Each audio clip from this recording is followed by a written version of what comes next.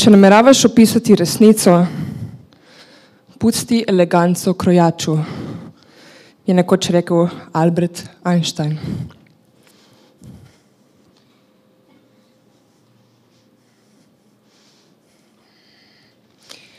Čas je nekaj najvrednejšega, kar si lahko poklonimo. Vedno več ga dajemo platformam, ki se za našo pozornost, za naše navade borijo z napravami, ki krojijo naše premike in prebliske in metodami, izposojenimi iz industrije iger na srečo. Malo moram dihati še, sorry.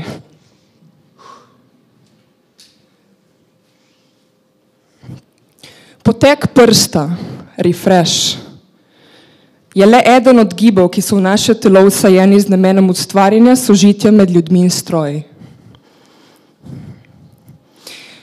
Veliko podatkovja ni veliko, le o velikosti, hitrosti in raznolikosti podatkov. Vztrajam, da se doba velikega podatkovja, velikih količin podatkov ali kakorkoli že big data prevajamo v slovenščino, ni začela z vzponom Googla ali pa širitvijo rabe digitalnih naprav. Če mislimo globje od kvantitete, prepoznamo velikost podatkov tudi v učinkih, ki jih proizvajajo. V času, ko iskalniki brišejo spomin na zločine proti človeštvu, se misleča družba v državah, ki pišejo pravila umetne inteligence, le redko spomni na zločine, katerih katalizator je bila informacijska tehnologija. Morda tudi zato, ker v teh družbah družba ni več veljaven pojem, prav tako, kot se preoprašuje sam pojem človeškega bitja.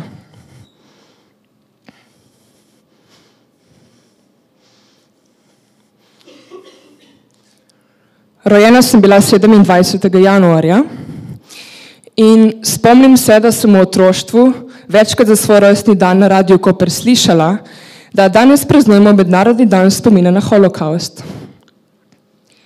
Morda je moje premišljevanje o holokaustu kot o fenomenu posebne vrste posledica tega preprostega dejstva.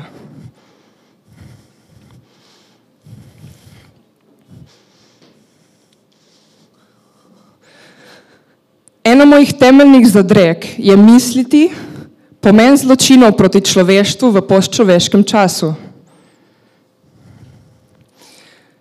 Morda nas najbližje resnici in manipulaciji privede prav preopraševanje infrastruktur, platform in interesov, ki stojijo za njihovimi financerji.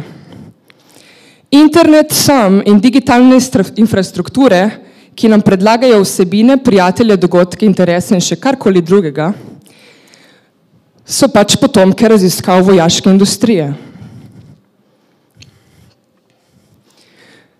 Prvi zunanji financer Facebooka, Peter Thiel, sicer soustanovitelj PayPala, je še vedno član upravnega odbora Facebooka, obenem pa vodja Palantirja, ki je glavno ameriško veliko podatkovno podjetje za nadzor prebivalstva.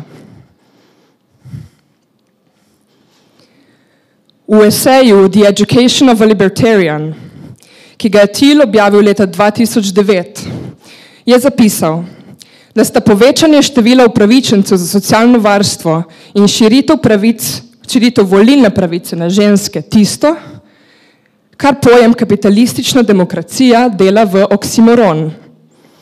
In kot temu rečemo ljubko v slovenščini, bistroumni nesmisel. Dodal je, da ne verjame v združljivost svobode in demokracije in da je usoda sveta morda odvisno od prizadevanj posameznika, ki gradi ali propagira mehanizem svobode, posameznika, ki dela svet varen in to varen za kapitalizem.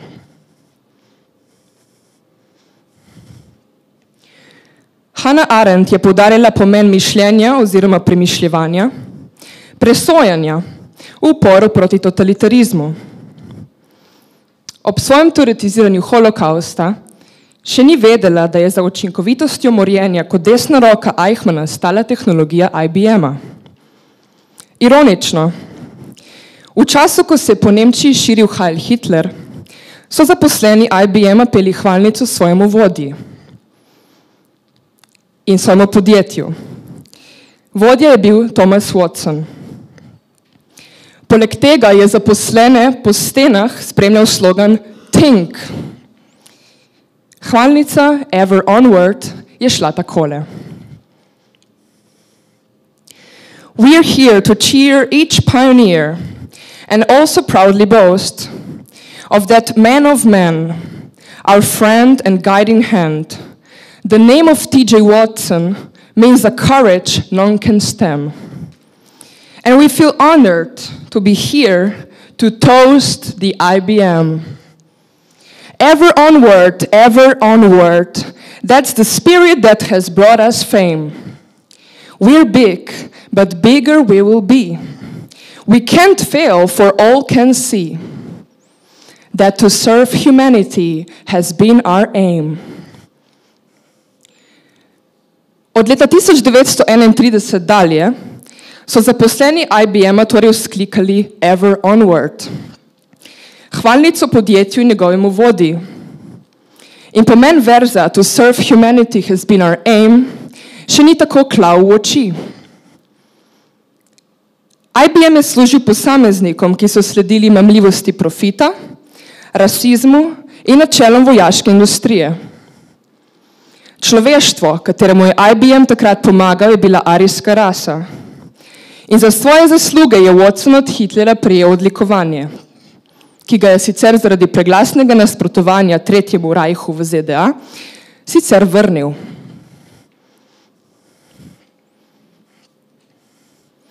Holokavst se sicer ni zgodil zaradi IBM-a, toda tehnologija, ki jo je IBM brez premisleka posojal državam in s tem služil velike denarje, je le pohitrila, poenostavila ali avtomatizirala uničevanje določenih označenih človeških življenj.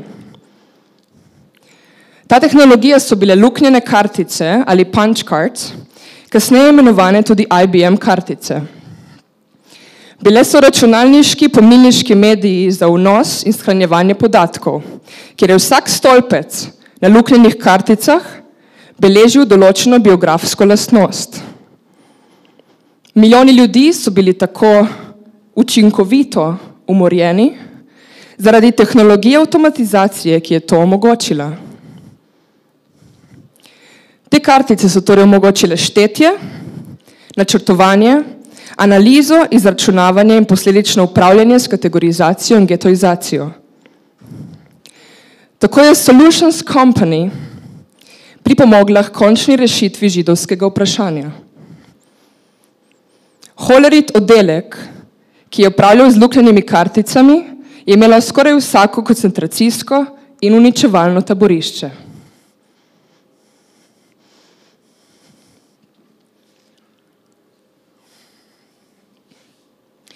Leta 1976 je Joseph Weizenbaum objavil knjigo Computer Power and Human Reason, From Judgment to Calculation. Weizenbaum je v okviru svojega dela na MIT-ju ustvaril Elizo, ki je bila prvi tovariški AI, oziroma morda bolje rečeno prvi tovariški program ali prva neživa psihoterapeutka.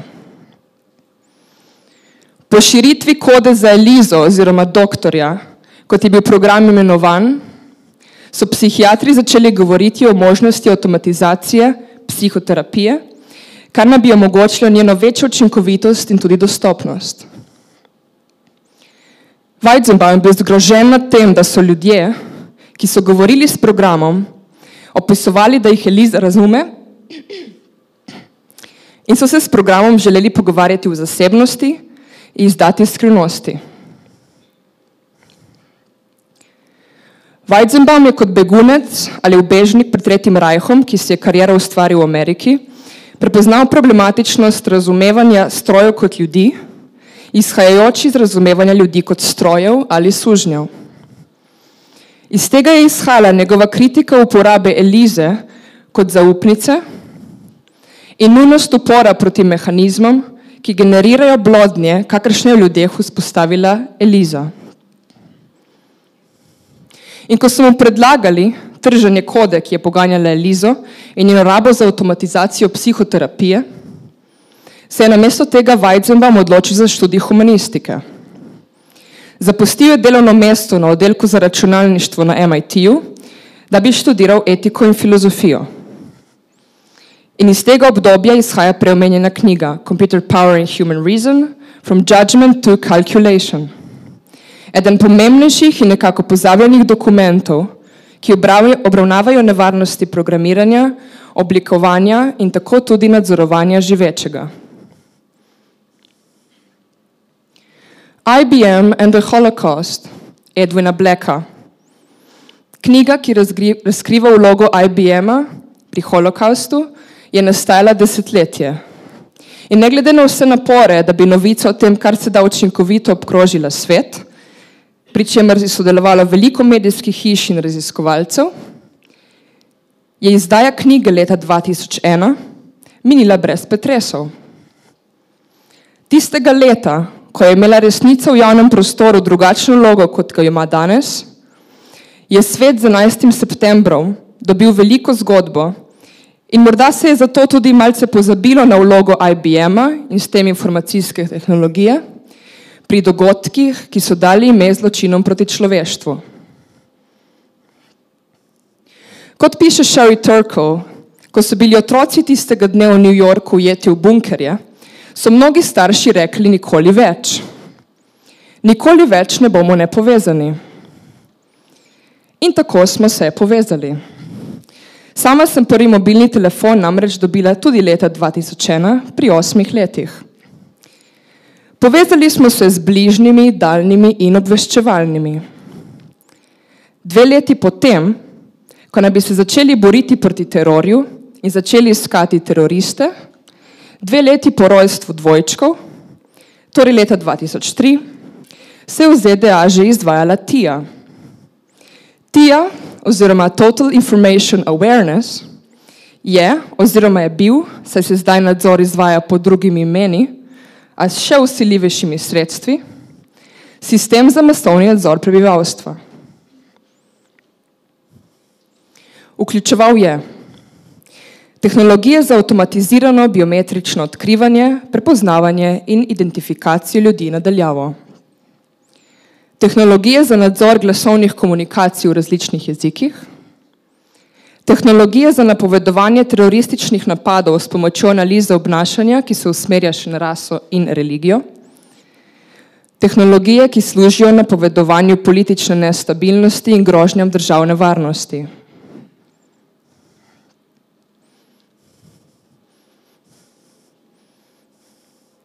Kritiki moči oziroma borci za spomin so pisali o povezavi Facebooka z DARPO oziroma Ameriško obveščevalno agencijo za napredne raziskovalne projekte. Facebook je morda prav tisto orodje za množični nadzor, ki je bil omenjen kot ena od komponent Total Information Awareness sistema. Sistema, ki bi Združenim državam Amerike omogočil nadzor čim večjega števila prebivalcev ZDA in ostalih, ki so rekli nikoli več ne bomo nepovezani. V letu, ko ne bi se pričela izvajati TIA, je DARPA za vodjo projekta namenjenega razvoju učljivega pomočnika izbrala podjetje SRI International. Gre za program PAL ali Perceptive Assistant That Learns. Leta 2010, 7 let po vzpostavitvi Total Information Awarenessa, je tehnologija, katere razvoj je vodilo podjetje pod imenom SRI, na trg prišla pod imenom Siri. Tako je iPhone dobil digitalno pomočnico, Stepan ZDA pomočnico pri nadzoru prebivalstva. Apple je sicer v prvih reklamah Siri predstavil kot zaupnico. Po komercializaciji te tehnologije je vlogo zaupnice postavljena prav naprava, ki je v svojem izvoru vojaška tehnologija. Tehnologija, ki predhaja Siri, je povezana z do takrat največjo in tudi finančno najbolj podkrepljeno pobudo vlade ZDA za umetno inteligenco. In ob vsakem presenečenem vzkliku oziroma komentarju, da kaj pa je to čudnega, da pa saj logično se je tudi internet vojaška tehnologija in da kaj pa sem jaz sploh pričakovala. No, lahko odvrnem to, da se v pubertetniških letih nisem kaj dosti ukvarjala z nadzorom prebivalstva ali Facebookom. Pred Facebookom pa sem bila na obali in to tudi digitalno. Obala.net je predhajala in tudi zelo spominjala na Facebook. In svoj prvi profil sem si ustvarila pri 10 letih. Vprašanja zasebnosti in intime me v letih, ko je rasel pomen družbenih omrežij, niso kaj dosti zanimala. Mi je pa po letih že drugega Facebook profila precej bedno ob misli, da obala.net in Facebook po vse verjetnosti veste za vsa intimna razmerja, ki sem jih kadarkoli imela. In istega leta, ko je svetu začela slediti Siri, sem opravljala maturo iz zgodovine. Bila sem ena od dijakinj prve generacije, ki se je učila o osamosvojitvi Slovenije. A obenem se nismo učili o dogodku, starem toliko kot večina naše generacije. Nismo se učili o izbrisanih, enem večjih zločinov slovenske države, točki ločitve od ljudi, ki so bili takrat državljani bivših republik nekdanje Jugoslavije. Izbris oziroma odstranitev podatkov iz registra prebivalcev, kar je vodilo v izgubo pravnega statusa, je bila birokratska napaka ali, kot nekateri pravijo, administrativno etnično čiščenje. Šlo je torej za prenos podatkov iz ene podatkovne baze v drugo. Iz registra stalnih prebivalcev v register tujcev. Izbris je bila odločitev, ki je merila in ločila intimnosti. Pojdimo v leto 2014. Robert Elliot Smith, raziskovalec umetne inteligence na Imperial College v Londonu, si je nekega dne tistega leta ogledoval svoje Google fotodatoteke in ugotovil, da obstaja fotografija trenutka, ki se pač nikoli ni zgodil. Razlog za to je bil Google Auto 8 algoritem, ki je ustvaril bolj 8 spomin, fotografijo, na kateri se oba z ženo smehljata. Ta je bila dodana 2 fotografijama, na kateri se smehlja le eden od njiju.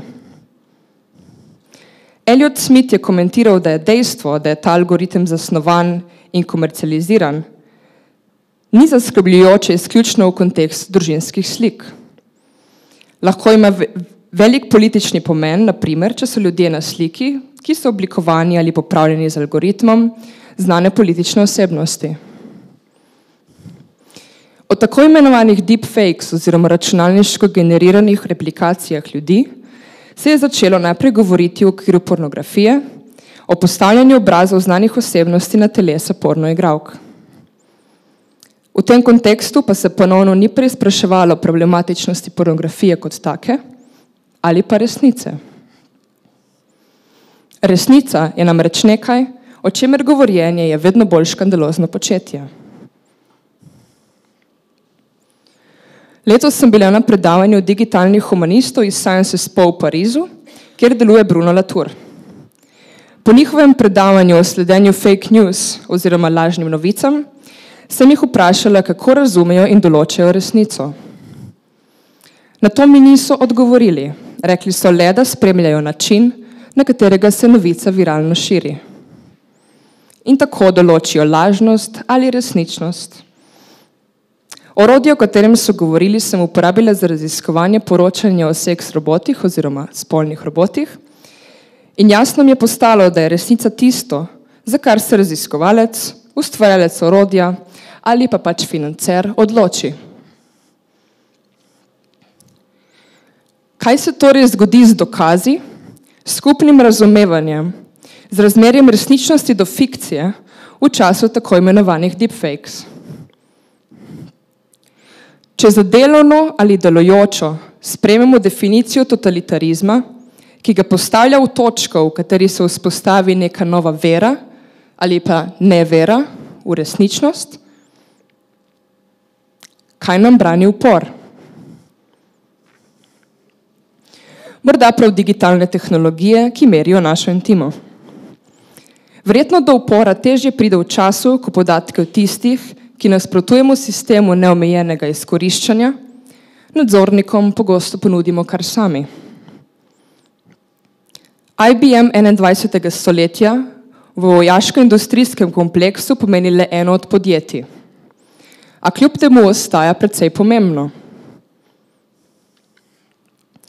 Leta 2016 je bil IBM Watson eden od bistvenih elementov I2 Enterprise Insight Analysis sistema, ki je med drugim uporabljen za računanje terrorist credit scora posameznikov oziroma posameznike razvršča glede na verjetnost, da predstavljajo nevarnost za izvedbo terorističnih dejanj. Namen orodja je bil razlikovati med neškodljivimi begunci in džihadisti, z uporabo analize družbenih omrežij in podatkovnega rudarjenja, med drugim po dark webu, kar nam bi omogočilo predvideti verjetnost, ali je oseba terorist. Watson, imenovan po človeku, ki je sokriv za holokaust in je s tem dal ime zločinom proti človeštvu, je pač zdaj glavno orodje IBM-ovega kognitivnega računalništva. Ponovno ironično, sistem, ki se v ZDA uporablja za deportacije in prepoved vstopa nezaželenim, se tokrat omenja v navezavi na tako imenovani digital Muslim ban. IBM je torej ponovno stopil na stran rasizma. No, in v letu 2017 sem na srečo izvedela za vpletenost IBM-a v holokaust, se zadolžila za magisterij v Londonu, vedela, da bo šlo za boj z mlini na veter in šlo je sicer bolj za boj z zvoki helikopterjev, pogledov kamer in pomankanjem tišine. In tako sem pač večino časa preživela po knjižnicah.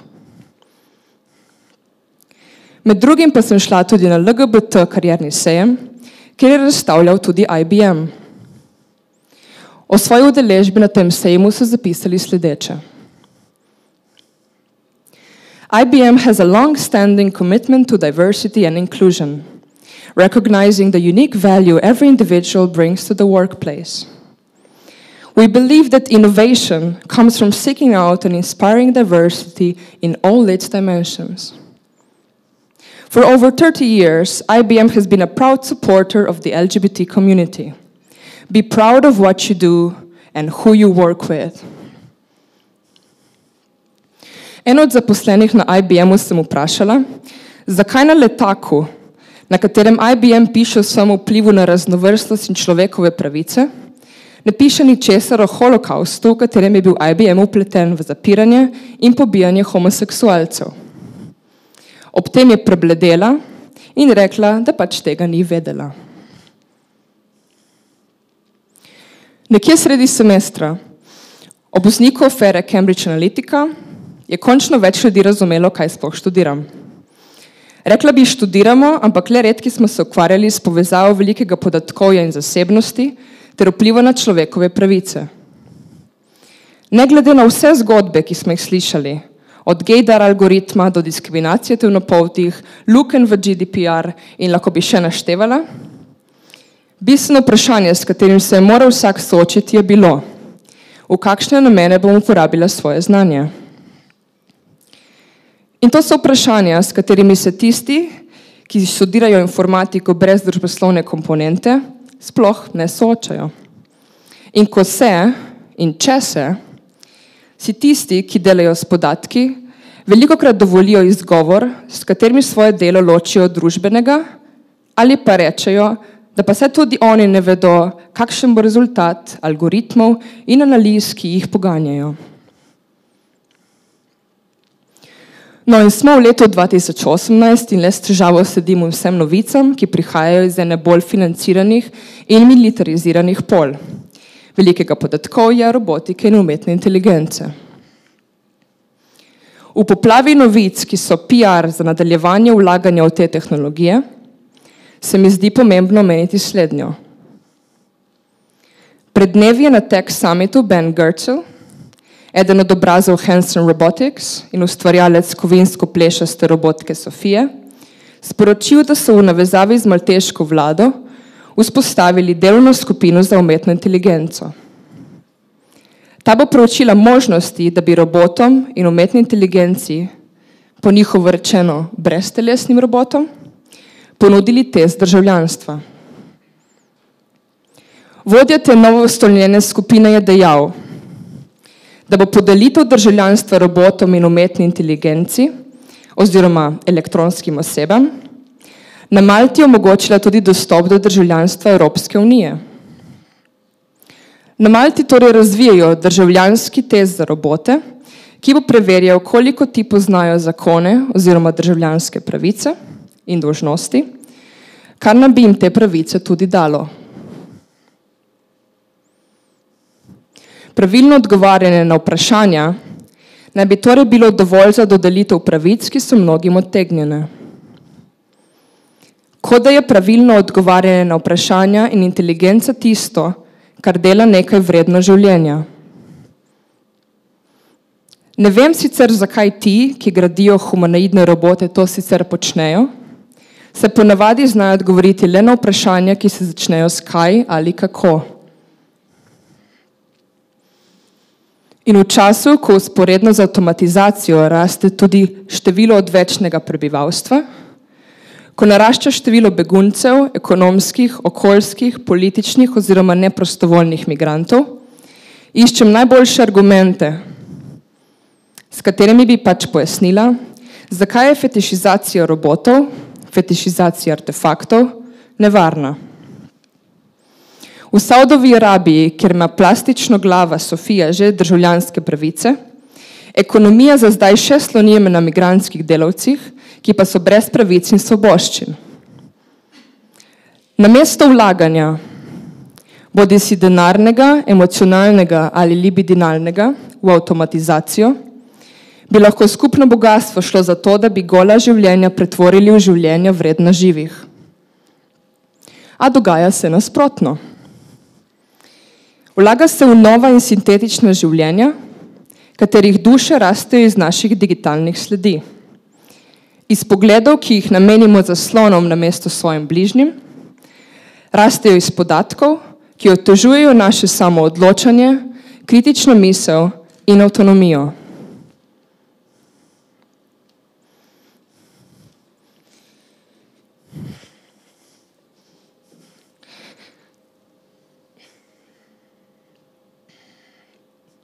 Po izdaji Izvorov totalitarizma je Hannah Arendt Jaspersu napisala, da ne ve, kaj radikalno zlo je, ve pa to, da je vezana na odvečnost ljudi kot ljudi. Ta odvečnost pa se navezuje na izključitev nepredvidljivosti oziroma spontanosti in na utvaro vse mogočnosti človeka. Kako torej misliti zločine proti človeštvu v času, ko je pod vprašanjem sama definicija človeka? Delovna in uničevalna taborišča so proizvajala in uničevala in proizvajajo in uničujejo žive mrtvece. In to je bil zločin proti človeštvu. Ali ni zločin proti človeštvu tudi proizvodnja humanoidnih robotov, v katere se vlaga več kot v nesintetične ljudi, živali, rastline in okolje? In ali ni tudi personalizirana manipulacija posameznikov, ki jo omogočajo podatki naših digitalnih sledi, prav tako proizvodnja živih mrtvecev? Manipulacija človeške pluralnosti s pomočjo spreminjanja vedenjskih vzorcev, ki je mogoče zaradi vzpodbujanja digitalne odvisnosti, je ena od oblik psihopolitične vojne. Ali kot se o tem sprašujejo nekateri misleci, priča naj bi bili izginotju svobodne volje. In kako razumeti zgodovino in sedanjost v času, ko velja N equals all? Ko se torej zbira vse podatke, ki jih lahko. In resnico, zgodovine morda sploh več ne, pišejo tisti, ki imajo največje zmožnosti hrambe in analize podatkov. Josef Weizenbaum je že leta 1976 zapisal, da je računalnik postal orodje za uničevanje zgodovine. Zapisal je, da kot družba kot legitimne prepozna le tiste podatke, ki so v enem standardnem formatu in so lahko na enostaven način povedani stroju, pridemo do uničenja zgodovine in celo spomina samega. Računalniški sistemi po njegovem pač ne prepoznajo vaj v domišljiji, ki bi privedle do avtentične človeške presoje. Hannah Arendt je nekoč zapisala, da bomo morda nekoč videli, kako postanejo ogromne količine prebivalcev odvečne, celo v pojmih dela, ali pa se bomo soočili z uporabo instrumentov, ob katerem bodo Hitlerjeve plinske naprave videti kot nerodne igrače hudobnega otroka.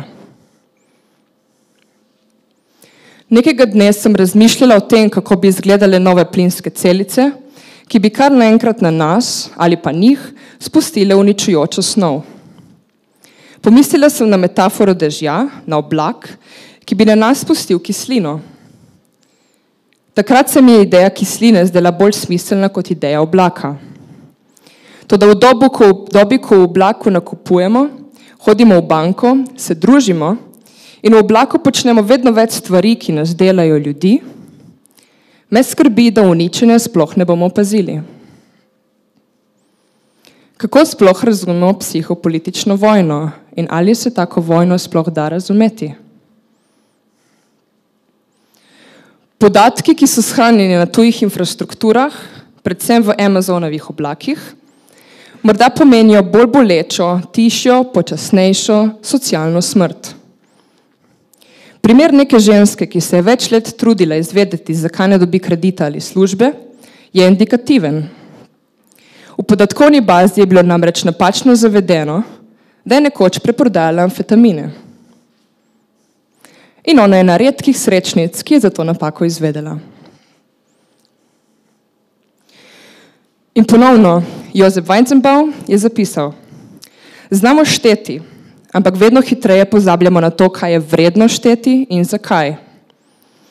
In ker se sama pogosto vprašam, kaj je vredno, sem se pred kratkim ponovno spomnila na Weizenbaumove besede, da mora vsak posameznik ravnati, kot da je celotna prihodnost sveta in človeštva samega odvisno od njega. Vse, kar je manj od tega, je izogibanje odgovornosti. In kot je pred kratkim zapisal Žižek, umreti za idejo je morda nekaj najbolj človeškega, kar lahko naredimo. Ne strinjam se, da so sintetične osebe bolj vredne pravic in življenja kot živo, ki je bilo živo, predno smo ga sestavili iz besed. Borim se ne le za človekove pravice, borim se za pravice živečega. Za pravice tistih, ki se jim odzema zemlja in jim vsiljuje pojem od njih ločene narave, za pravice tistih, ki kopljajo naravna bogatstva, za pravice tistih, ki ne živimo življenj, ki so razumljena kot norma.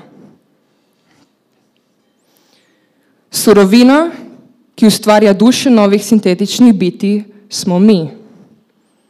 Mi, ki uporabljamo gadžete ali naprave, mi, ki ne smemo razumeti sebe kot žrtev, mi, ki za delovanje svojih gadžetov potrebujemo suženjsko delovno silo, a si kljub temu z njimi dovolimo spreminjati svet.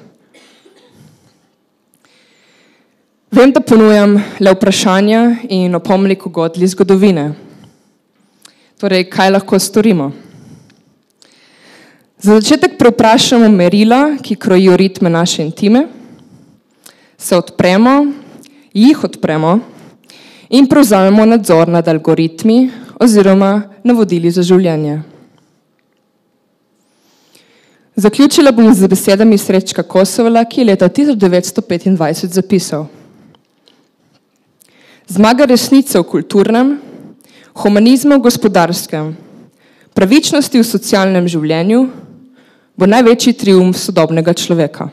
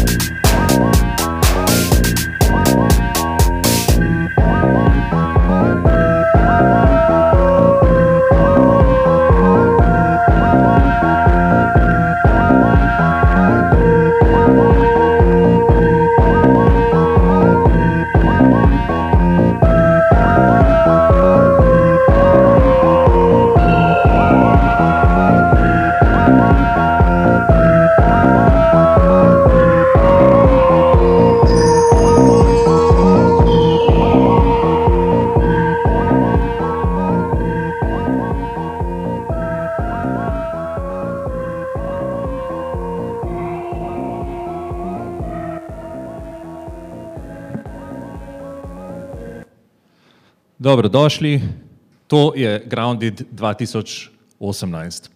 Welcome, this is Grounded 2018. O festivalu, about the festival. Grounded je festival elektronske glasbe, kritične misli in aktivizma, ki naslavlja aktualna družbena vprašanja s povezovanjem na videz nezdružljivega. Deinstitucionalizirane teoretske razprave, povsakdanjenja družbenega aktivizma ter progresivne klubske elektronske kulture.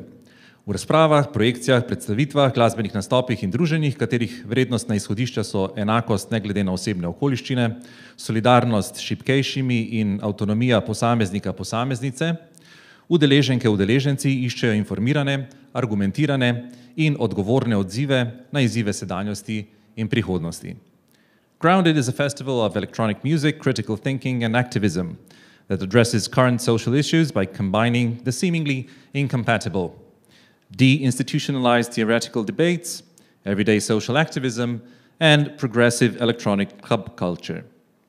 Through debates, screenings, presentations, music performances, and hangouts, the baselines of which are equally irrespective of personal circumstances, solidarity with the underdog, and the autonomy to govern your own fate, the participants seek relevant, eligible, and responsible answers to the contemporary challenges. Čakam, da naložim stran. Waiting for the page to load. Še pomnite analogno? Remember? Analog? O temi, about the theme. Kaj se zgodi z idejo zasebnosti v dobi samonadzora? Komu in čemu služi demokracija v času avtomatizacije pravičnosti? Kaj je svobodna misel v času personaliziranega spreminjanja vzorcev mišljenja? Kaj je prostost identitete v času vedno večjega vpliva naših digitalnih sledi na finančne in kreditne zmožnosti naših političnih teles? Kako prepoznati totalitarizem v času, ko korporacije o svojih subjektih in državljanih vedo več kot države? In še, in še. What happens to the idea of privacy in the era of self-surveillance? What and whom does democracy serve in relation to automation of justice? What is free thought in the times of personalized manipulation of thought patterns? What is identity freedom in regards to the ever-increasing impact of our digital footprints on the financial and credit capacities of our political bodies? How to recognize totalitarianism at a time when corporations know more about citizens than states? And more. Čakam, da naložim stran. Waiting for the page to load. Ja, pravkar smo se ogledali. We've just been watching Merila intime, Measures of Intimacy, avtorice Nike Mahnič, by Nika Mahnič. O Niki Mahnič, about Nika Mahnič. Nika Mahnič piše, teoretizira in pleše interdisciplinarno.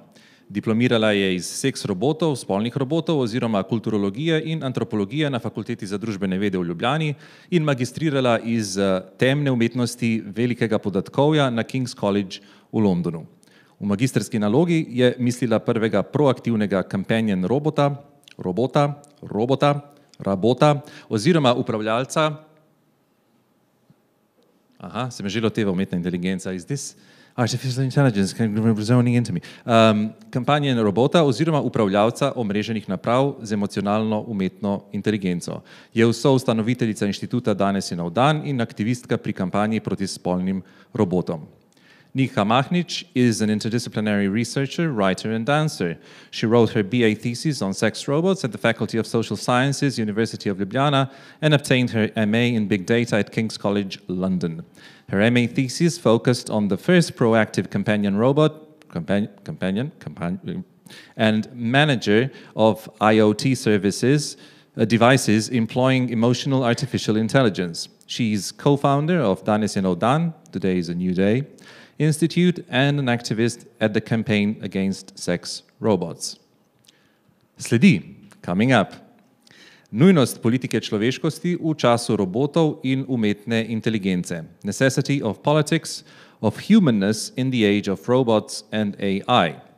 Avtorice Kathleen Richardson. By Kathleen Richardson.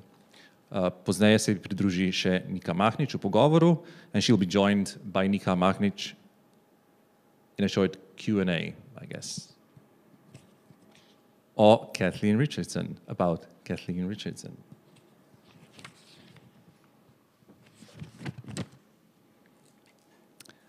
Kathleen Richardson is a professor of ethics and culture of robots and AI at De Montfort University, Leicester.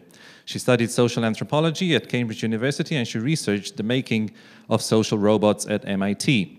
Her work examines what it means to be human in the age of robots and AI, and whether machines can replace intimate human relationships. In 2015, she founded the Campaign Against Sex Robots, warning against the normalization of the idea that women could be replaced with dolls and machines. Kathleen Richardson je profesorica etike in kulture robotov in umetne inteligence na Univerzi de Montfort, Leicester. Študirala je socialno antropologijo na Univerzi v Cambridgeu in analizirala izdelovanje socialnih robotov na MIT. V svojem delovanju preučuje, kaj pomeni biti človek v dobi robotov in, čakam, da naložim stran, waiting for the page to load, umetne inteligence in ali lahko stroji nadomestijo intimne človeške odnose.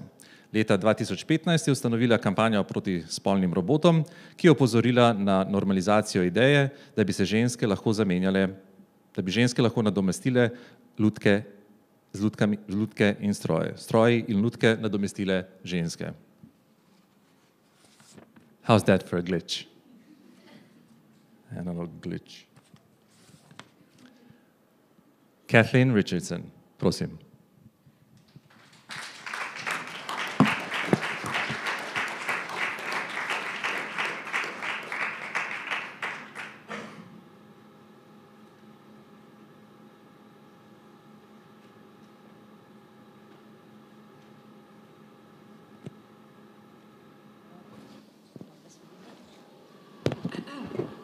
Hello.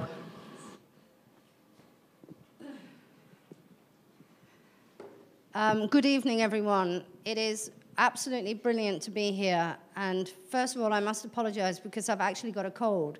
So I'm hoping I can get through this without coughing and spluttering. And we'll get there in the end. I've got some medicinal Jack Daniels to help me along. It's an old recipe. So first of all, I'd like to thank the organizers of this festival, because this is the kind of thing that we should all be doing on a global scale. People getting together, setting an agenda, and, developing ideas together. Because I think, well, since the kind of end of the Cold War and the collapse of the working classes, we've kind of relied more and more on professional bodies to decide what's good for us. And I really like this grassroots activism, people making the conversation themselves. So I'm very honored to be a part of that and thank all the team here.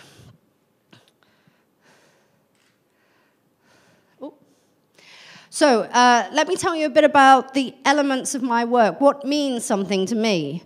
So my work is about hierarchical power, anti-violence, and each other.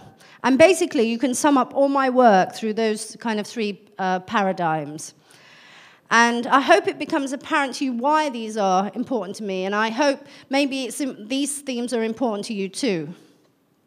So before I begin, I have to begin, where I grew up and how I got into developing ideas. So I didn't leave school at 18 and then go to university and then develop an academic career and then get an academic job. I actually grew up on a housing estate in Nottingham. It's called the Meadows. I was very deprived. I was in a family of 9. Nobody in my family really finished education. We were kind of marginalized. And when I was 15, I learned about a group called the Revolutionary Communist Party, and I joined them. And I went on hundreds of demonstrations between the ages of 15 and 25. So my education came not through formal kind of academic routes, not in the early years anyway, because I was kind of estranged from education. But it came from these political parties, radical politics. And we campaigned around a number of issues, anti-racism. And I want to give you a day in my life when I was 15 years old. We used to have a paper called The Next Step. And at 15 years old, passers-by would walk down the street and I'd say, "Excuse me, are you interested in the Iraq war?" And most of them would say no, but some people would stop and you'd have a political conversation. And I did this nearly every day for years and years. So actually, there was something different about my experience that made me a bit different from this. When I went to university, so before Cambridge, I went to UCL. And then I got to Cambridge, which I was meeting people on this very kind of narrow track. They had from 18 years old gone straight into university. They didn't come from working class housing estates. Many of them were very privileged. But when I got there was something that I noticed. And I was introduced to a set of ideas that were about to help me explain the world around me. And these ideas were, i.e., on the right here, is what I characterize as the egocentric paradigm. So this is the kind of Facebook social networking model, a systems model, that we're all individuals. We're all just connected by nodes together. And in the middle, and actually these were more common in the social sciences, that actually, no, we're not. We're cyborgs. We're all connected to everything around us. There's no distinction between fiction and fact. There's no distinction between people and property. We're all just interconnected. And there's also the other theory of actor network theory, which many of you may have heard of, which is all about this flat ontology as well. And I always use this image because I think it characterizes it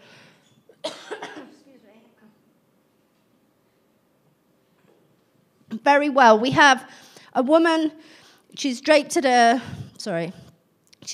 computer, she's got an animal skin around her, there are swirling galaxies in the background, and this image often accompanies Cyborg Manifesto by Donna Haraway. So when I got to Cambridge, these were the ideas that were helping me, excuse me, by the academics around me to explain the world. And I had a feeling that something wasn't quite right. And actually it took me years to turn that feeling into something more concrete. And by the end of this talk, I'm going to reveal to you why it was a good intuition. Well, it was for me. Maybe you buy into this stuff. So on the good side, these narratives inside academia, they're developed very differently from political life outside academia. But inside of them, some of them are quite good. They were a reaction to modernism. They were a reaction to the idea of humanism as this state of man, which was often white, property-owning, and everybody else was in a hierarchy, a human hierarchy. And women were in the lower ranks, black people were in the lower ranks, and working people. And so you can see some of these reactions of like reacting against hierarchy through these paradigms was actually quite progressive. It was all about saying we have a universal humanism. There's something that connects us all, regardless of your color, regardless of your race, regardless of your sex or class. And I could see that was very powerful. But what happened was something else. Because what these academics did inside academia is they kept pushing it forward. And you've got to remember, academia is actually subject to the same kind of commercial rules that you might have in other industries. There's academics have to publish papers. They operate within certain paradigms. So some of this I could see was quite progressive. But then I realized that over time, that many of these academic narratives were actually aligning very much with libertarian capitalist narratives. And one of the things that they did in these academic narratives was they eroded meaningful political concepts that gave rise to meaningful political action. They actually started disputing the idea that there was a working class, because the classic idea of the working class was whether you own the means of production or not, right? But now the working class get to be redefined as culture. You know, are you going to the theatre? Are you, watching an opera? All these kind of things started to happen. The same with the category of woman became to be redefined. And what happened was if you start to redefine these concepts within these paradigms, right? Not within every paradigm, just within those. Then what you do is you take away categories that can be meaningfully used by people to engage in political action in the world, and also to form alliances with each other. The other thing that they did was they turned alienation, they turned human alienation into enjoyment. So they started saying, if you read classic Marxism of the 19th century, you have Marx and Engels, talking about the emancipation of women. And then, by the time we get to the 20th century, even groups that I was in, turning it into a form of enjoyment. So prostitution became a form of sex work. Pornography is sex work. It's enjoyable. It's no longer exploitation or something taken from the body, but enjoyment. There was also something else that happened, was they started to turn the alienation felt by the working classes into medical diagnoses. They began to ascribe medical meanings to subjective experiences that working people were having. So when they were frustrated by the system around them, what were they? Depressed. If they couldn't relate to people around them, what did they have? Autism. And this increased medicalization impacts on all of our lives. There's never a day goes by where we're not kind of embroiled in kind of some kind of psychiatric narrative. So I think these philosophies helped those narratives that are so dominant today. So I want to talk about the arts and political action, because I think people think they can use the arts as a vehicle. They can use it in the service of an agenda, and this agenda will bring about some effect in the world, and that effect will be positive, right? Sounds reasonable? But what happened with the robot character developed by Karel Čapek? So the robot was first a character in a play called Rossum's Universal Robots, first performed in 1921. There is his brother Joseph on the other side. Don't know what's going on there. But together, they were playwrights, they were very radical, they developed this idea of the robot. They were going to develop this idea, and they got the idea for their robots by looking at the feudal system. So here's the feudal landlord and the serfs. And what they found out is in this feudal system, because I know in Slavic languages, robota is a word for work, but what they found in these feudal systems was that the robota was after the serfs had had enough for themselves, a little for themselves, the robota was the extra that they gave to the landlord. So it's to work extra, to work slavishly. And what informed the ideas of the play was all this political turmoil which was happening at the return of the century. Demand for women's rights, the revolution in Russia had just occurred. In North America, they were developing a new kind of capitalism, the Fordist production line, everything, the Second World War, everything on that image there is in that book, right? Because that's what informed it all. And this is the first robot.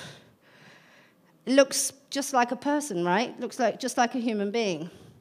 And that was the point of the play, because he wanted to use this idea, he wanted to create this character in a play, an artistic vehicle to say, look, this is what's happening towards all as human beings, because we're surrounding ourselves by this mechanistic culture. But then something happened. The robots got turned into a machine. Do you know who turned them into a machine, first of all? It wasn't actual capitalists who did it in North America on the Ford production line. It was other artists in the West. So even left-wingers. And what they did was, here's an image, Eric, because in those days they didn't have the Ericatron. We would call it Ericatron or something now, but that's just a regular Eric. And what I really think is interesting about this image is see how the worker is bending down before the machine. And actually the hand of the robot, this robot can't move, so this image has been stylized in that way. To me, that communicates messages about what's going on in that society and why it's being turned into a machine. And actually what happened was Čapek said, I've created this robot, it's a character in a play, now all these other people have turned it into something else, and I'm rejecting it. I've got nothing to do with this. It's not about, metal contraptions at all. But it was too late, because it was lost, because it was appropriated by the dominant narratives of the age. It became absorbed into their ways of understanding the world. So the robot became this kind of mechanical agent. So just if you're an artist, be aware what you're developing and what you can put in the world and how it can be used. Because in a way, by creating this artistic figure, it turned into something much more than the artist imagined.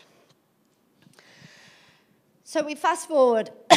I'm at Cambridge. I decide to go and do my PhD in the humanoid robotics groups. But there's a story behind it, because I'm waiting for my results of my, I've just finished the master's, so I have to get to a certain grade in the master's before I can go into the PhD. I'm waiting around. The results aren't there, so I'm anxious. I think, whoa, what am I going to do? I know I'll go to the cinema. And the film that I go and watch is this one, AI, Artificial Intelligence. And I'm sitting there and I'm watching it, because you've got to remember, you know, in the department, we're talking about cyborgs and actor network theory and human, non-human relations. And I'm sitting there, and the story is about a family that lose their own boy because he's got a medical illness, so he's cryogenically suspended. Oops, sorry. So what they do, he works for a corporation. They give him this test product, which is this boy here, David. And in order to activate the product, they have this imprinting program.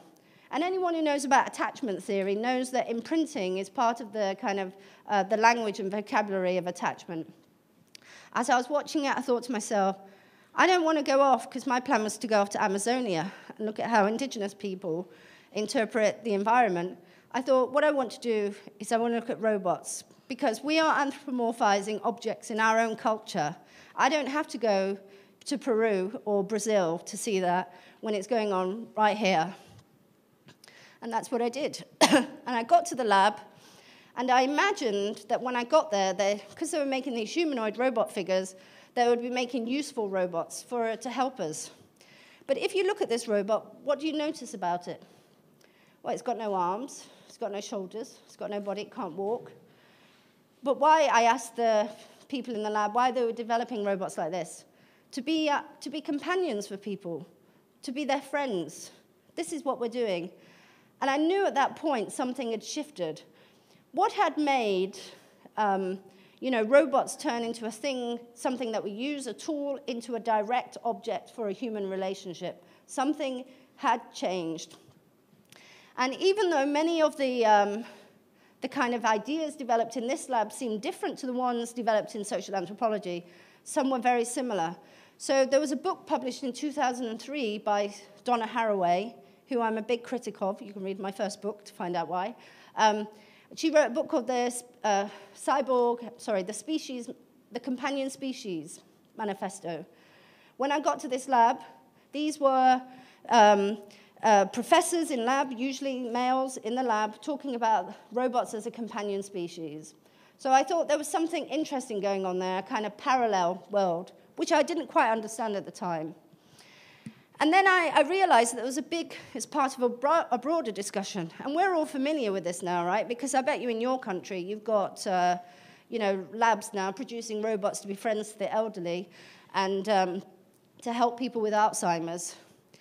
Something else that was interesting, when I got to the lab at MIT, in the lab group I was in, there was quite good female representation. But across the computer science faculty, there wasn't. And one of the researchers in the group decided to give a talk about why women weren't participating in computer sciences and robotics. And one of the issues was it's not social enough, because there was this idea of this lonely computer scientist figure, alone at a computer, spending long hours. And girls weren't attracted to that. They wanted to work in groups together. And actually, that's true, because one of the reasons why people get into MIT is not what they do in school, it's what they do out of school, what they're doing in their spare time. And a lot of the guys had CVs that were about spending large amounts of time alone at a machine. So this kind of idea that these were, remember, this is the autonomous individual, so this is the egocentric paradigm working here. And then they come into the labs like this, and then they project that idea onto the world around them through the robots that they create. Another parallel, which I think is interesting, is that I went to see the film AI, Artificial Intelligence, and this was the robot cog in the lab. And then I found out that the film team had also been to the lab to talk about the robots that were going to be in the film.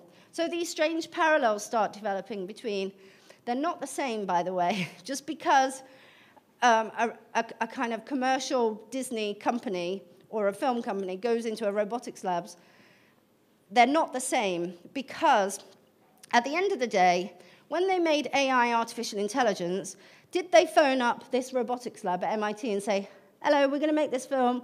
We need about a boy who's about 6 years old who can play in the role of a robot? No, they didn't. What they did is they used a human being over here. Oops, sorry. And that human being played in the role of a robot.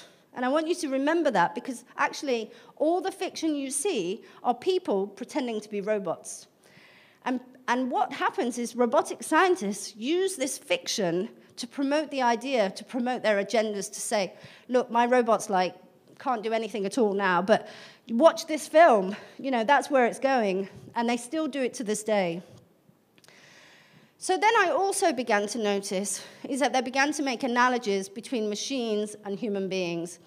And they never did it overtly. They often did it with vulnerable communities. So the group that they, a group that they identified in this way was children with autism, people with autism. So a theory of mind is an idea about, it's a theory developed about people with autism, that they can't interpret people's thoughts and feelings, and therefore that's why they get difficulties with social interaction. Whether you agree with that or not is another matter. But anyway, then they started to think in this lab, this is a researcher here, he's saying, oh, I know, my robot is like a person with autism, because it doesn't have a theory of mind either. So I'm going to create a theory of mind for a humanoid robot, so it does understand people. And these analogies between humans and machines were made overtly. And part of the reasons why they could be made so easily is because they were there in wider culture. They were there already in academic discourses. And I don't know if you've heard of the work of Simon Baron-Cohen, but he has this idea that men are naturally systematizers, they love building systems, they don't have empathy, that's why they rape and murder. And then women are empathizers, you know, they like taking care of people. And what autism is an extreme male brain. So something even, you know, off the chart in terms of social interaction. And then what you see what happens is in art again, it gets picked up. Ideas get picked up and they get reproduced. So this was a Brazilian artist who did this drawing. And if you look at it, an autistic kid in his robot, because what he was trying to communicate through this drawing was autism is like a machine state. And then it got, you know, and then I started to find it everywhere. So this is a paper from an Israeli computer scientist. He's saying curing robot autism, a challenge. So he is now making direct analogies between people with autism and machines and how you can cure a machine with autism. I don't think this is on, right? And this is why we need as much participation in public life as possible. Because what happens is these narratives get produced and reproduced in these disciplines, and it's not always because they're right. It's because no one challenges them. And if no one's going to challenge you, then you just keep reproducing these narratives over and over again, and they become normalized. And actually, unfortunately, that's what happened. There's a huge industry now in robots for children with autism, based on this idea that children with autism are kind of more machine-like, and therefore a machine is a good way to intervene in their lives. So I'm not going to tell you all that story, because I wrote a book about it. But then I realized that all these issues were about childhood, weren't they? They're about how we become human, how we're made into human beings, and what is the role of other human beings in our making. And are we all these autonomous individuals, right? That doesn't matter whether we're alone, or with a human, or with a machine, or are we these cyborgs who actually, again, it doesn't matter whether we've got a human being in our lives or an object, you know, because we're all connected, everything, we're all merged into this mega universe. And there is something I'll tell you from these studies. I looked into children raised by animals. So there are not many accounts of these, but there are a few. And what they found of children raised in the wild was the children that were found, if they survived, because most didn't, obviously, because an animal doesn't have the kind of right body or emotional, cognitive support for an infant. But the ones that did survive were usually a bit older. And what they found when they found these children is the children imitated the animals. And you know what?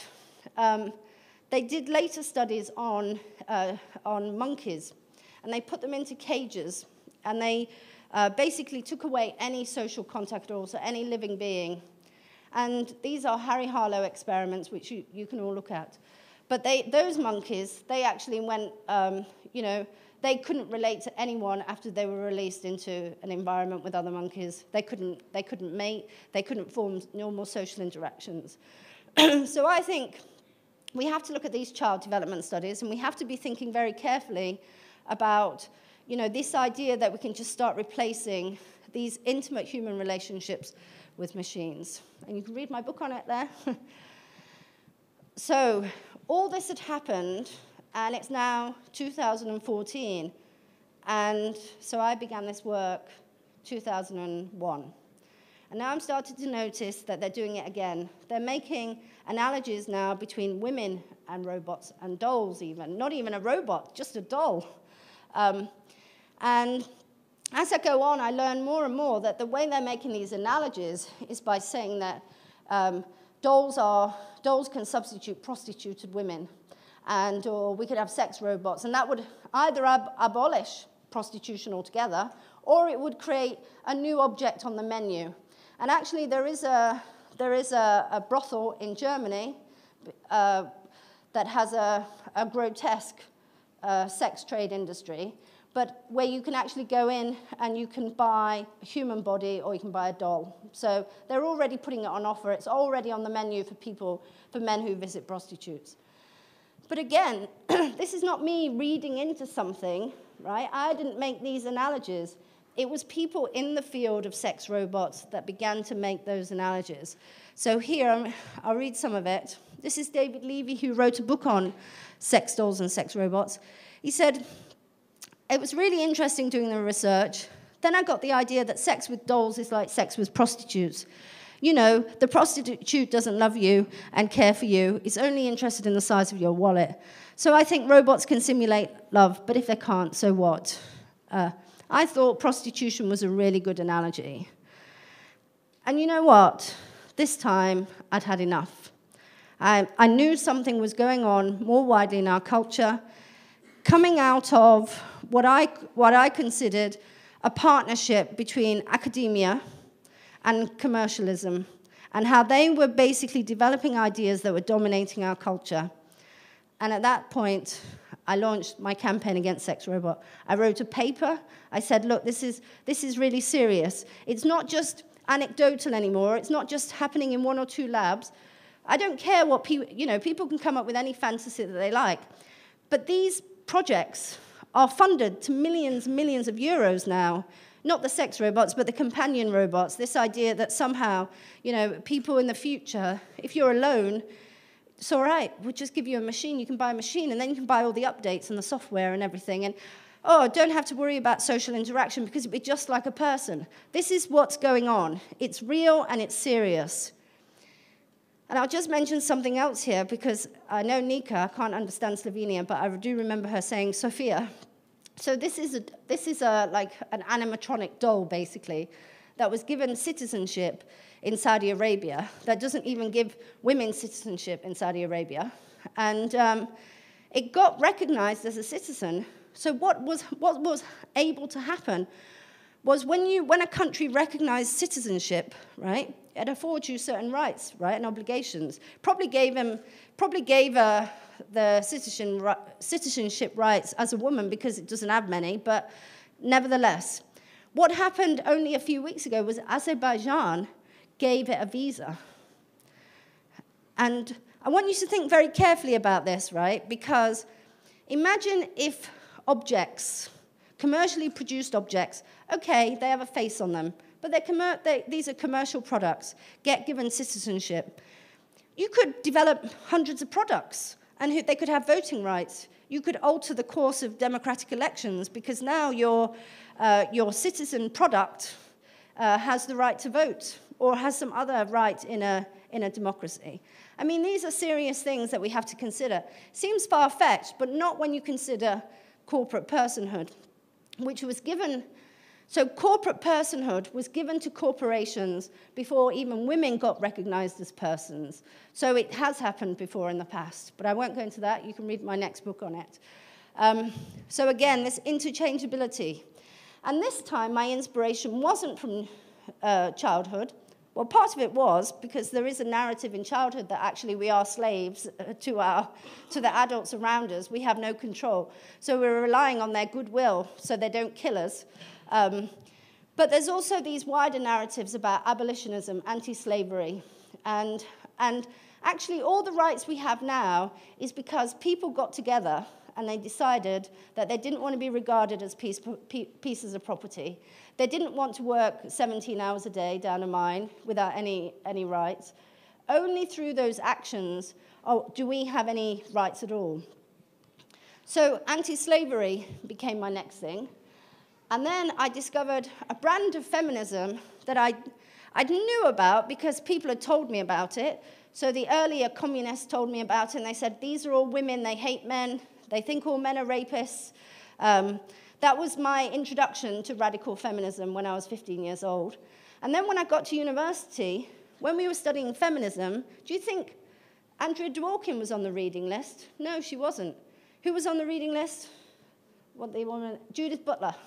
And people like that. Anyone pro-sex work, liberal feminism, cyborg feminism, all that was on the reading list. So I was 44 years old before I started reading radical feminism for myself.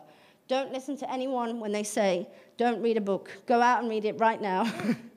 And don't leave it as long as I did, because the ideas in here are rooted in a rejection of the idea of women as property. And the reason why women were property is because, one, they were weaker than men, and so they could be easily, controlled. And secondly, reproduction and sex. And if you don't know that about the history of women and women's oppression, you can't actually build an effective kind of movement to change it. So, again, I've only got a few more slides. You've been very patient. Thank you. Here we have the film Her. So here we have, now, this fantasy. It's Silicon Valley fantasy. Here's a man. He's alone, but he's fallen in love with a computer-aided assistant. It's from the film Her. Think about this.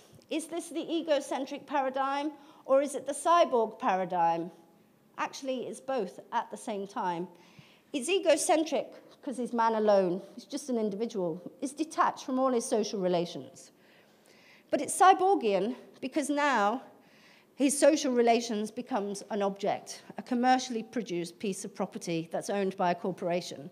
So here we have cyborg and individualism coexisting, complementary types of ways of understanding, if you like, a corporate belief system. So what I do in my work, I try to build a different narrative, a narrative that's based on a rejection of human beings, human bodies, to be commercially exploited, a rejection even of this idea that you can replace human beings with objects, because you can't. If you put an object in someone's life, you just get an object. If you put a person in someone's life, you get a person. They're not interchangeable. But we are moving towards a culture where we're being told they are interchangeable. There is what I call the pyramid problem in robots and AI. So you all know the pyramids, right? I've been to see them twice. Look very fancy. When people go to see the pyramids, they look at this thing and they think it's marvelous. In fact, I think it's one of the great wonders of the world. They forget that the pyramids was created by slaves in the service of a fantasy. And the fantasy was that the pharaohs would live in these pyramids and have an afterlife. It was a fantasy. I think today, robots and AI is a service of a fantasy. because it's telling us that machines are going to be like us, we can turn our bodies into machines, and we're all going to live happily ever after in this corporate universe. And I suppose that's something to think about, because I guess you have the garden, the idea of paradise as being this beautiful place of social relations that flourish with nature and the environment. And then you have this kind of idea that we unlimitedly, create commercial opportunities in the body or in the environment. But I think there must be other ways than that. And actually, why do we have to just go with those two main ways? We could, in different ways, create our own futures based on our own needs, wants, and desires.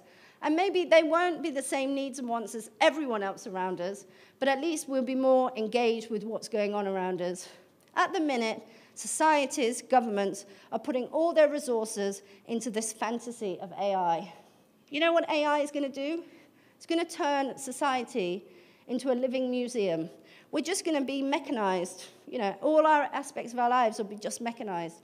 It's not that much different to what was going on in the 20s, but everyone likes to say, there are some differences, obviously, I don't want to trivialize it, but are the machines becoming conscious? No. Has that happened? Do they have self-awareness? No. That was what AI was meant to be all about, but now we have machine learning, which is like complex algorithms, statistical analysis, and they are, it is extraordinary, but it's not consciousness in machines. So we are moving into a future that's now being directed by a new elite. And I guess it creates a new hierarchy where we're all slotted in. And I guess we have this, we have this battle sometimes between men and women. But actually the real battle is between classes, between those who own and those who don't, those who can make decisions, those who can't, those who do participate, those who profit from a set of ideas that may harm others. That is really what's going on. And as always, women and animals and other artifacts are right down the bottom of that new hierarchy. So, to conclude, we've got a couple of options. There is really good news out there because we aren't machines, we are spontaneous, we are human, and when we interact with each other, we create events like this. Everyone will go away and have conversations with each other and create new events, create different narratives. But I don't think we should stop short now of really engaging with our political cultures. So I think my recommendation is to everybody is to not let other people make decisions for you, to get on committees of something that you're interested in. I live on a street, right? It's a terraced housing street. There's probably about 150 people that live on it. I don't think many of those people are engaged in political action. If they did 1 hour a week, then I wouldn't have to do 10 hours a week political work. And I suppose that's what it means. If more of us got engaged, even around issues that we cared about, and I don't mean just setting up a reading group, because I've done that, it doesn't work, but I mean literally going and finding out what chains of, how you can influence change in your country through the political and legal system. Everyone needs to be doing that. Whatever your ideas are, you need to be doing that. So this world, back again to hierarchical power, violence, and each other. And I think we can create a politics of humanness that is not inside either the egocentric paradigm or inside the cyborg we're all connected one, but it's based on our real experiences and privilege that we all have as human beings with each other. Thank you very much.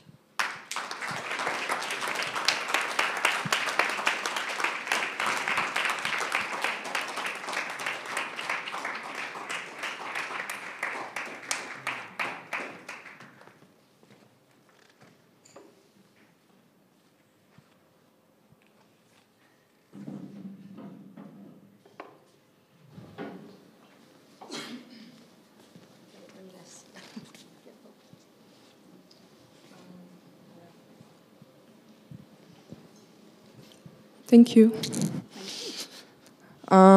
So, we should have a conversation now. Yes. So maybe how I met Kathleen, maybe that's somehow interesting. I went to a robo-philosophy conference in Denmark, and she was there, and she was the only one who was against using philosophy for making robots something that we will connect with. And maybe that's the first question that I have.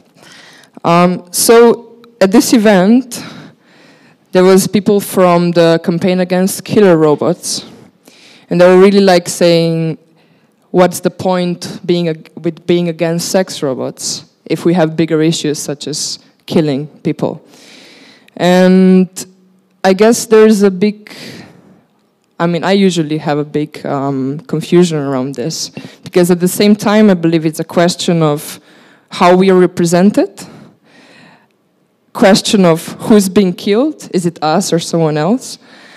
And at the same time, understanding, I talked before about social death versus some other deaths.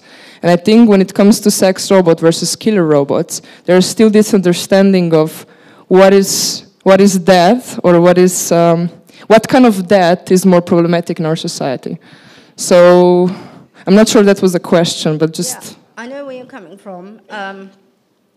Because there was this, you can look for it online, it was an autonomous weapons petition. So it was the Institute of Life, which is funded by big donors like Elon Musk, right? And it was about, we don't want to develop autonomous weapons. But it didn't go beyond that. It didn't say, actually, we want to consider the structure of patriarchy and property relations, and we don't want men to be sent out to war anymore, and there was none of that. It was all, this is a new area, it has this very particular narrow impact, let's do something about that. And so people signed it without really being asked much, right, at all. Because if I say to you, a lot of people were against nuclear weapons by way of comparison, but weren't against conventional weapons. So I'm grounded in a philosophy of anti-violence. I don't support any weapons that are developed, whether it's a gun or a nuclear weapon or a military weapon. But what was interesting is the people who signed that didn't sign or participate in my group. And the reason why was, one of it was just that sexual exploitation of women is so normalized now. We've turned sexual exploitation of women into entertainment. That's what we've done. And I think it's been done largely because, like with many of these debates, it's been a few people in the background with a lot of power being able to direct the narrative. And I didn't develop my abolitionist ideas, my anti-pornography or my anti-prostitution stance alone. I actually developed it by reading accounts of women in prostitution, reading accounts of women in porn, reading about their lives, reading about what happened to them when they tried to get out, and those kind of things. So these voices, many of these women, they're not educated, they're not inside these university circuits, they're marginalized. I try to listen to them because I know how academia develops ideas inside of itself that is estranged from people around it and culture around it. So I think the reason why they didn't sign it is because the normalization of women's sexual exploitation. And I know it's difficult because I'm sure many people in this room watch pornography or maybe even visit prostitutes, but that's the conversation, because that's the hardest conversation you're going to have today with a person, is around those issues. What about ethics boards? Like, I think it's increasingly happening that all of the big corporations and smaller institutions are establishing ethics boards in which they're making the new rules. Yeah.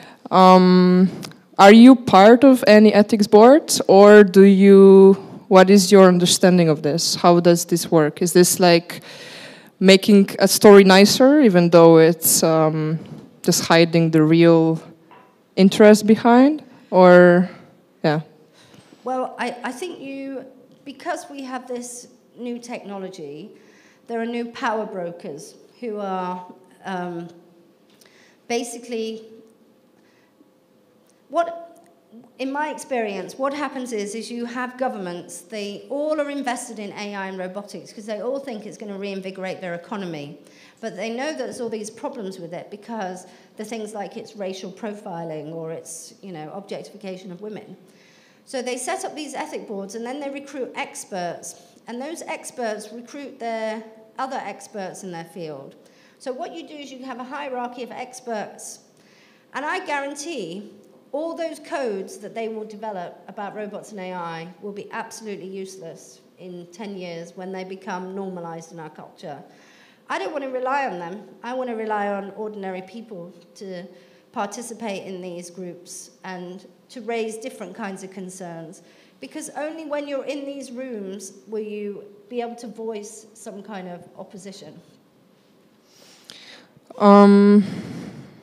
As you're coming from a AI have country, and we are kind of a AI have not country, how would you, what would be the strategy, or like, because I think it's difficult to,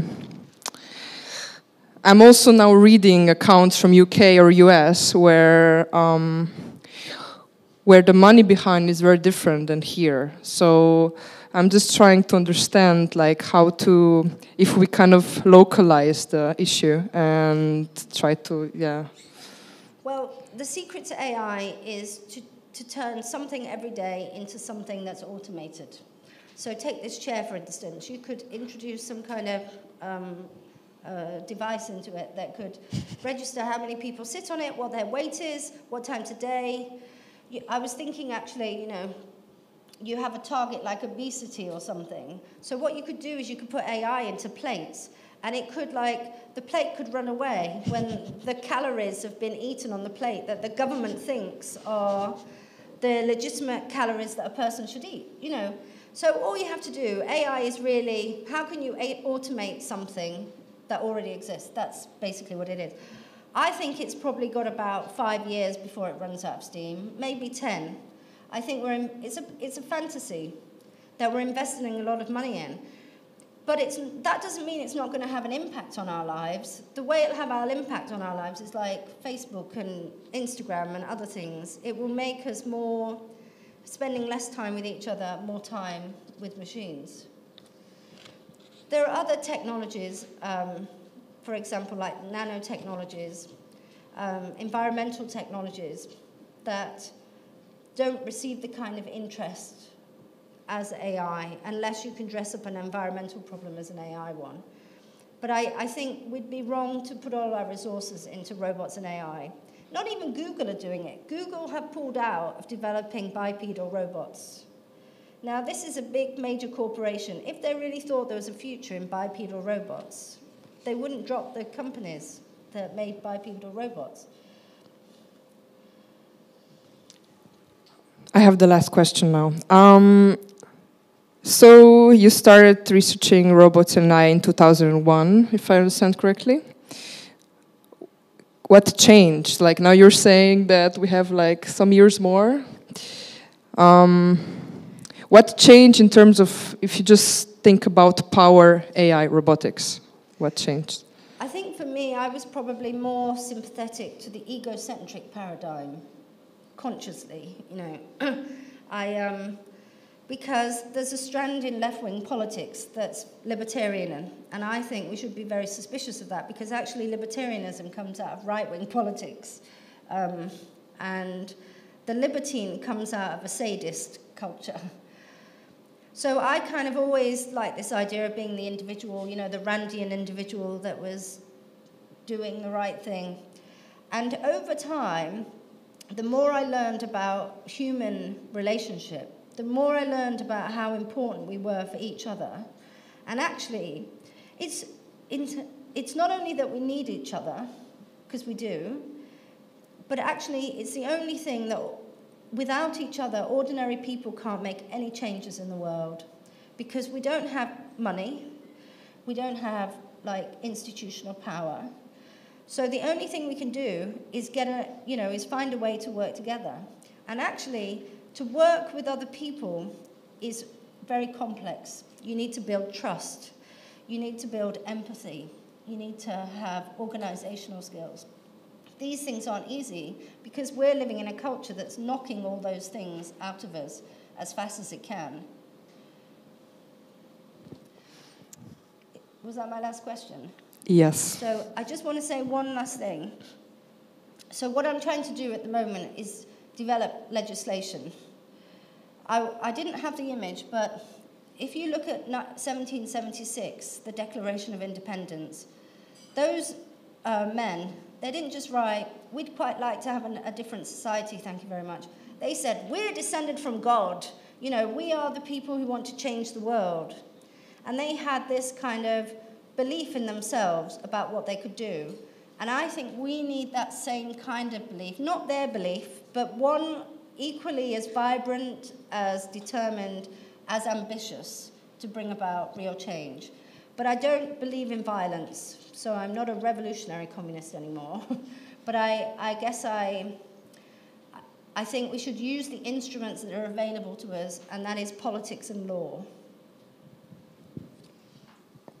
That's it for now, and yeah. Thank you.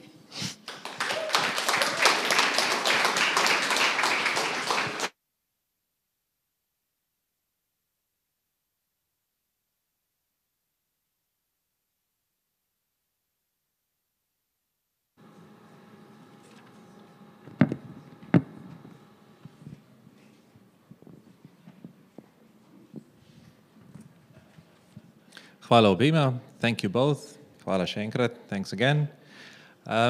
Pred premorom s pogostitvijo, before we take a break for drinks and snacks, coffee, tea, me, blah, blah, naj napovem, kaj se bo dogajalo. I'll announce what's coming up in about half an hour, čez približno pol ure.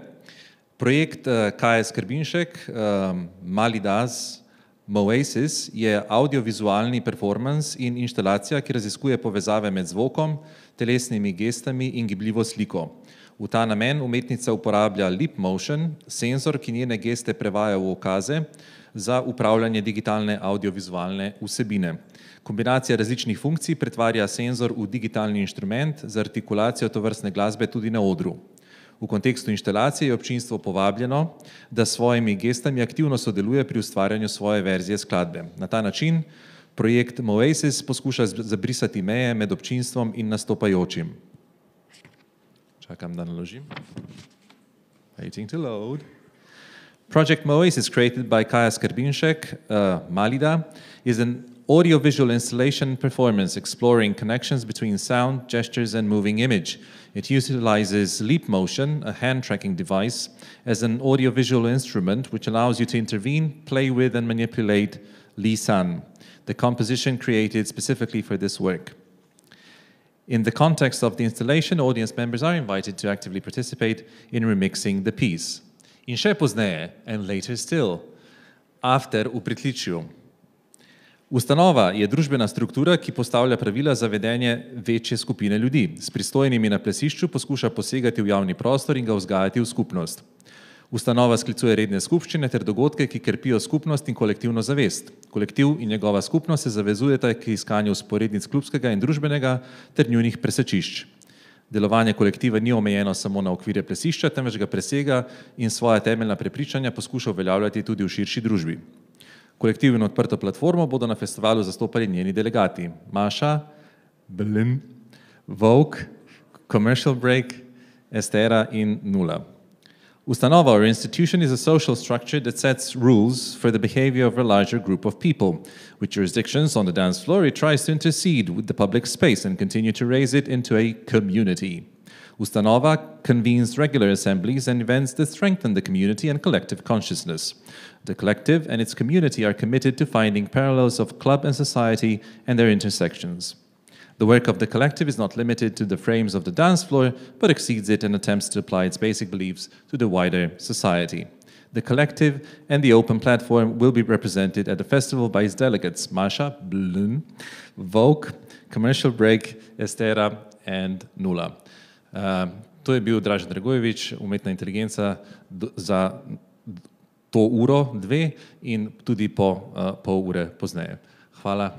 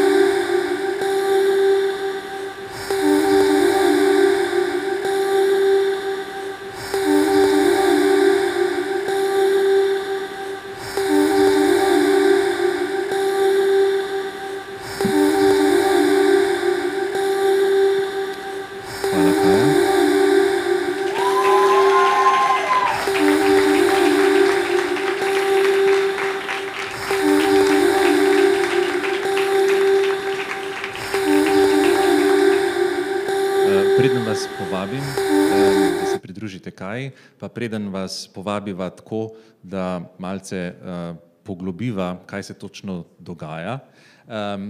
Bom jaz spet malo bla bla. Torej, jutri drugi dan festivala Grounded 2018 v seminarju oziroma seminarski sobi MSUM ob 10. zgodovina tehnoloških prelomov in njihove družbene in ekonomske posledice, potem javni prostor in pametna mesta, algoritemsko bančništvo in posegi v zasebnost, potem nadzor odgovornosti nadzornikov, demokratični problemi in rešitve ter emocionalna umetna inteligenca in avtomatizacija industrijske psihologije.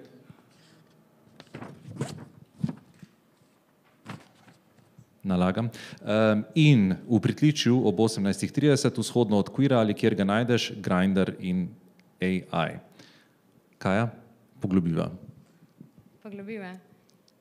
Ja, najprej lepo pozdravljeni, vsi skupaj.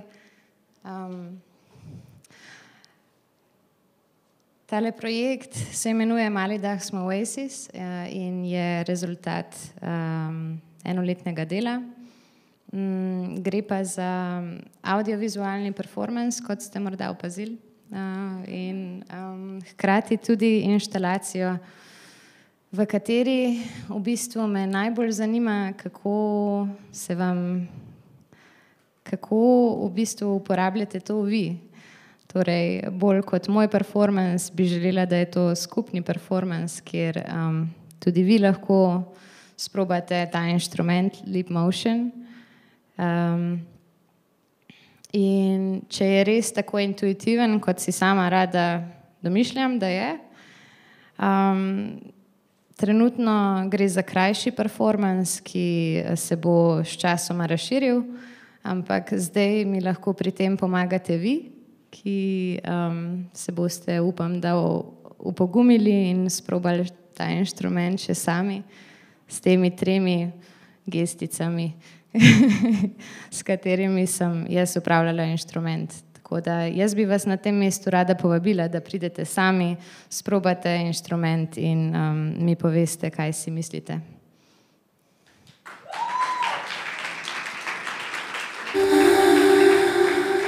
In